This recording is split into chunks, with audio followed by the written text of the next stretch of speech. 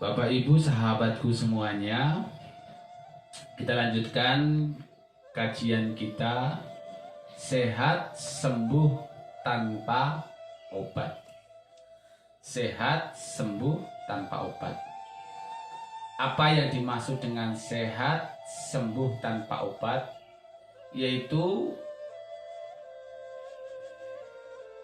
cara kita mengaktifkan seluruh komponen yang ada di dalam diri kita ini, karena kita itu makhluk yang baik, makhluk yang sempurna, yang sudah diberikan perangkat-perangkat oleh Allah secara otomatis untuk menerima, mengelola, dan memberikan respon kepada apa yang dilihat, didengar, dirasakan, dan seterusnya. Apabila tubuh ada yang sakit, secara otomatis tubuh ini, perangkat tubuh ini akan memberikan sinyal-sinyal, akan memperbaikinya. Kalau tubuh ini terlalu banyak asupan-asupan yang tidak berguna, tidak bermanfaat, dia akan mencoba untuk memprotek, melindungi, dan akan membuangnya. Nah ini maka sebetulnya sehat sembuh tanpa obat ini adalah bagaimana cara kita mengaktifkan tubuh kita ini yang sudah sangat sempurna, yang sudah sangat baik. Ibaratnya mesin. Ibaratnya mesin. Bagaimana mesin ini bisa berjalan secara otomatis? Nah, ya, kadang kan kita dan kebanyakan manusia, bukan kadang, kebanyakan manusia itu tidak mengerti kalau dirinya itu sebetulnya adalah sama dengan robot. Kita ini sebetulnya sama dengan robot. Bedanya kalau robot itu dikendalikan. Kalau manusia ini yang mengendalikan adalah dirinya dan sang penciptanya, yaitu Allah Subhanahu wa Ta'ala. Nah, kalau robot itu yang mengendalikan kelihatan, bisa dirasakan langsung. Tapi kalau manusia itu diberikan kebebasan untuk mengendalikan dirinya, dan Allah itu tidak nampak. Allah itu tidak nampak. Nah, sebetulnya kita ini adalah sama. Konsep diri kita itu hampir sama dengan robot, mesin, seperti mesin. Nah, kalau mesin itu bisa berjalan karena dikendalikan, jadi saat itu juga. Tapi kalau manusia itu ada kewenangan untuk mengatur dirinya, ada kewenangan otomatis ya. Jadi, diberikan kebebasan, diberikan kewenangan untuk mengatur dirinya, ya, untuk mengatur dirinya. Maka fitur-fitur atau kelengkapan yang ada di dalam diri manusia itu sangat komplit, beda dengan robot, dengan mesin dan lain sebagainya.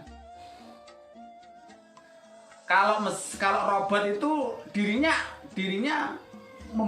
sangat membutuhkan orang, penciptanya atau yang memilih pemiliknya. Tapi kalau manusia itu diberikan kelebihan untuk dia itu mengelola dirinya sendiri, untuk menjaga dirinya sendiri. Kalau dia baik, dia akan terus menjadi baik dan bisa bertahan. Kalau dia tidak baik, maka dia akan hancur.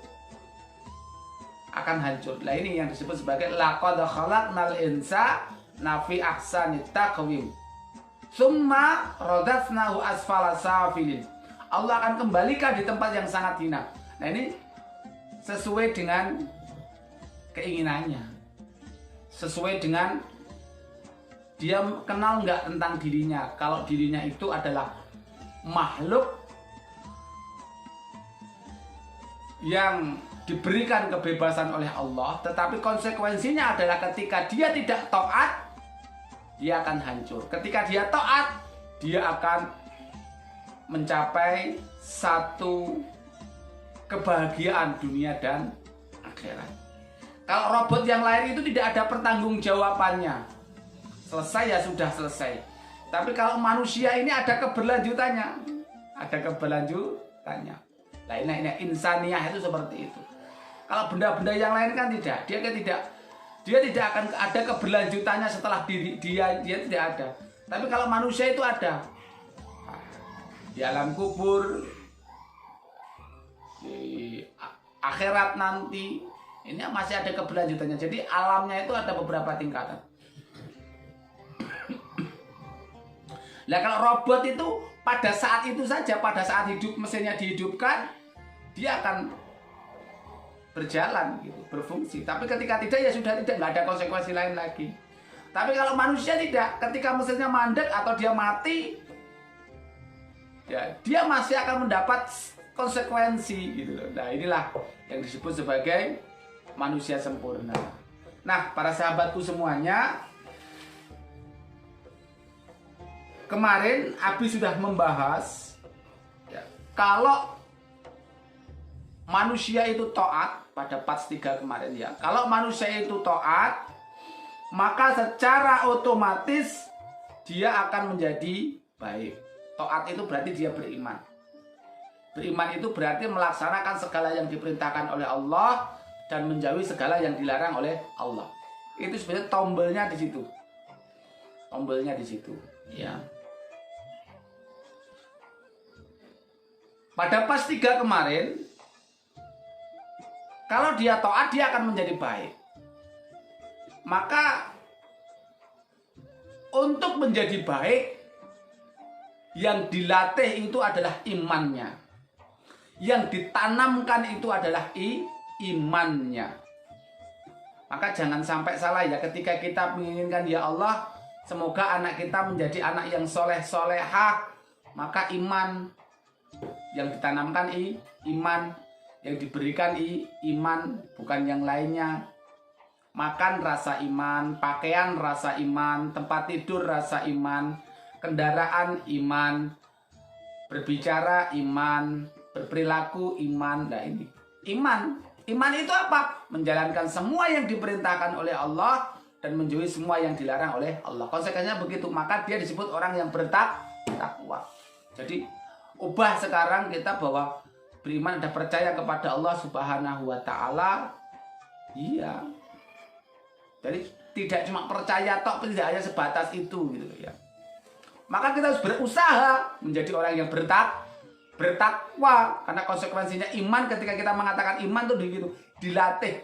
Tidak cuma asyhadu alla ilaha illallah wa asyhadu anna muhammadar rasulullah. Tidak hanya dari sisi itu aja. Tapi dilaksanakan apa yang menjadi kewajiban kita sebagai orang yang beriman, yaitu melaksanakan semua yang diperintahkan oleh Allah dan menjauhi semua yang dilarang oleh Allah Subhanahu wa Ta'ala. Insya Allah ini nanti akan secara otomatis, kalau kita bergerak menjadi bertakwa dengan iman ini tadi, insya Allah kita akan secara otomatis menjadi baik. Ini sudah Abi bahas pada part 3. Nah, yang selanjutnya Abi ingin memberikan satu penekanan ya, bahwa manusia kalau dia imannya sungguh-sungguh, manusia kalau imannya sungguh-sungguh, maka dia akan betul-betul menjadi khalifah. Dia akan menjadi khalifah. Khalifah itu apa? Orang yang diberikan kemampuan oleh Allah Subhanahu wa Ta'ala untuk mengelola bumi dan isinya. Gatek tolong gatek. Khalifah itu apa? orang yang diberikan kemampuan oleh Allah Subhanahu wa Ta'ala untuk mengelola bumi dan isinya. Syaratnya apa? Iman. Syaratnya iman tadi. Jadi insya Allah, kalau orang yang beriman kepada Allah Subhanahu wa Ta'ala, otomatis dia akan menjadi khalifah, akan menjadi pengelola bumi dan isinya. Kalau manusia dijadikan pengelola, ngurusin dunia, dia akan menjadi pemimpin dirinya, dia akan bisa memimpin dirinya. Yang pertama, diberikan kemampuan memimpin dirinya karena dia taat kepada Allah. Kalau dia sudah bisa memimpin dirinya, sudah bisa mengendalikan akalnya, sudah bisa mengendalikan nafsunya, sudah bisa mengendalikan jasadnya, maka yang kedua adalah dia bisa mengerti apa yang ada di sekitarnya, menjadi satu pengetahuan, dan akhirnya dia akan mampu mengendalikan. Nah, ini syaratnya iman. Dia kenal dirinya, dia kenal Allah, kemudian dia akan diberikan pemahaman untuk mengerti alam sekitarnya. Ini mungkin yang disebut sebagai ilmu hikmah. Dia ngerti, oh seperti ini, kudu begini, kudu begitu, dan seterusnya. Mungkin ini yang bisa disebut sebagai ilmu hikmah. Masya Allah. Pemahaman yang paham, pemahaman yang memahamkan. Banyak orang berilmu nggak paham juga maksudnya. Dia hanya menekankan kepada hal-hal yang teknis saja. Tetapi untuk bisa merasakan tentang satu ayat itu di dalam kehidupannya, setiap kejadian-kejadian itu menjadi satu ayat yang bisa mengubah diri dan lingkungannya. Nah, ini kan butuh ilmu betul, ini hidayah betul ya. Hikmah, ilmu hikmah yang diberikan Allah kepada kita. Ini ibaratnya kita punya ilmu, kita punya senjata dan bisa menggunakannya. Ilmu itu kan seperti senjata. Dan banyak orang punya ilmu tetapi tidak bisa menggunakannya. Karena ini tadi tidak dibarengi dengan iman. Maka orang yang beriman, dia akan menjadi khalifah. Dia akan menjadi pengelola bumi. Orang yang beriman kepada Allah layak menjadi khalifahnya di bumi. Dengan demikian, peran sebagai khalifah hanya layak disandang oleh orang yang benar-benar beriman kepada Allah. Tanpa keimanan, mustahil ada kekhalifahan. Dengan iman kepada Allah, manusia dapat mengelola dan memanfaatkan bumi ini untuk meraih kebahagiaan di dunia dan akhirat. Ini terkait dengan kekhalifahan ini Allah berfirman ya, dalam surat An-Nur ayat 55. Allah telah menjanjikan kepada orang yang beriman di antara kalian dan beramal soleh bahwa mereka akan menjadi khalifah di muka bumi sebagaimana orang sebelum mereka telah menjadikan khalifah, dan untuk meneguhkan bagi mereka agama mereka yang telah diridhoi bagi mereka, dan untuk memberi mereka rasa aman setelah sebelumnya diliputi rasa takut. Surat An-Nur ayat 55. Nah, monggo nanti dilihat lagi surat An-Nur ayat 55. Sederhana sajalah ya, kita memahami ayat ini sederhana saja. Ya, sederhana saja. Khalifah pengelola bumi. Catatannya iman. Syaratnya iman. Jadi kalau insya Allah ya, kita tidak akan kesusahan. Ya, kita kan sudah diberikan perangkat-perangkat nih. Kita akan bisa mengelola bumi ini dengan perangkat-perangkat yang sudah tertanam dalam diri kita itu. Ini perangkat ini akan bisa memanfaatkan dirinya dan bisa memanfaatkan alam. Ya. Jadi kalau kita sudah ngeling, diri kita itu langsung ngelingnya kepada Allah, maka Allah ini akan langsung meremot diri kita ya. Tak tak tak tak tak tak tak tak tak tak tak tak begitu. Jadi sinyalnya itu kuat langsung dari Allah gitu loh. Otomatis itu. Jadi sinyalnya bukan dari demit, bukan dari jin. Makanya sinyalnya langsung dari Allah. Tak tak tak tak tak tak tak tak tak gitu. Bahasa api begitu. Tak tak tak tak tak. Ini banyak orang ingin menjadi pemimpin, ingin mengelola bumi, tetapi yang digunakan adalah akalnya. Dia bangga dengan kemampuan akalnya, sehingga ngerusak nafsu yang bermain. Setan jadi pemimpinnya. Tapi kalau iman, Masya Allah, orang yang beriman, Masya Allah, dia akan memanfaatkan alam ini untuk menjalankan ketaatan kepada Allah Subhanahu wa Ta'ala. Jadi fungsi khalifah menjalankan ketaatan kepada Allah Subhanahu wa Ta'ala. Tidak akan merusak, tidak akan merugikan alam, tidak akan merugikan manusia itu sendiri dan dirinya tentunya kan begitu. Ini kalau dia jadi khalifah. Dan insya Allah kebutuhannya akan tercukupi. Jadi orang-orang wong miskin, orang-orang wong kelaparan, orang-orang wong keleleran.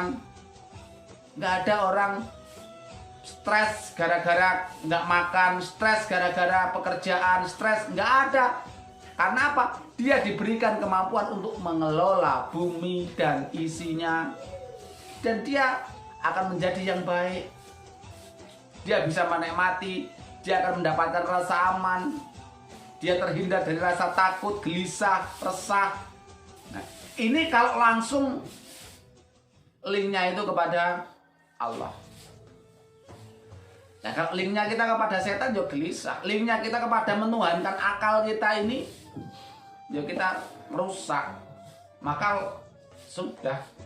Perangkat-perangkat ini kan yang membuat Allah, maka ya langsunglah.